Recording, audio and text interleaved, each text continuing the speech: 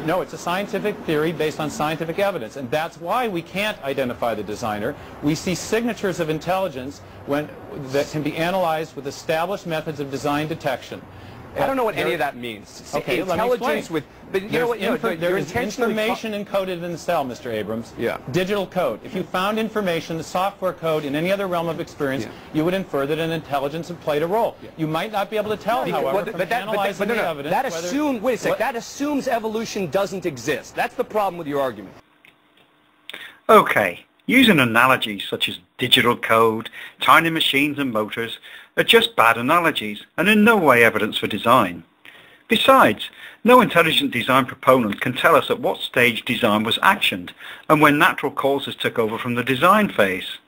Is Meyer honestly saying that the blueprint for every species that ever lived was found in the first cell? The design claim is beset with all manner of problems, and I won't be the first or last to point them out. But there's something in there that Meyer said that's bugging me. Was it the baseless assertion that because we don't know how something came to be, that it must default to design? Nah, that's been a problem for ID proponents like Meyer for years. There's something else in there that I can't put my finger on.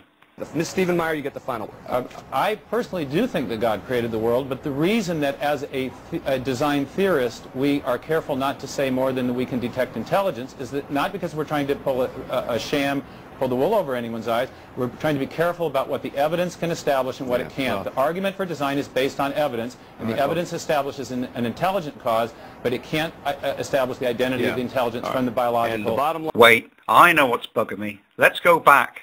I personally do think that God created the world, but... Yeah, that's it. Re his analogy, we can prove when things are designed by humans, but not one human is a supreme being. So why should the designer be?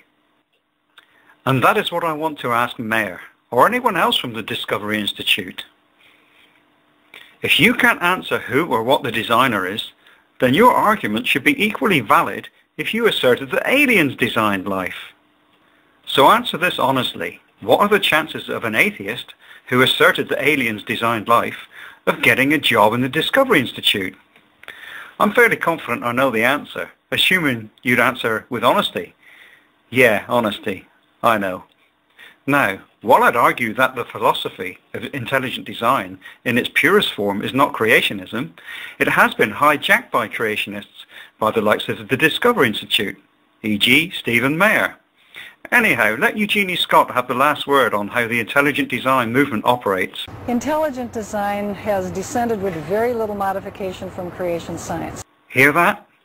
Intelligent design has descended with very little modification from creation science. Priceless, Eugenie. That is what I call an analogy. And the reason why they're so coy about the identity of the designer is why we're here in Dover. The Supreme Court and other courts have ruled that religious advocacy such as creationism violates the First Amendment Establishment Clause. So the intelligent design proponents from the very beginning tried to whitewash religion out as much as they could. Now, to say, well, we're not claiming who the designer is just a sham. Either the designer is God or somebody with the same skill set.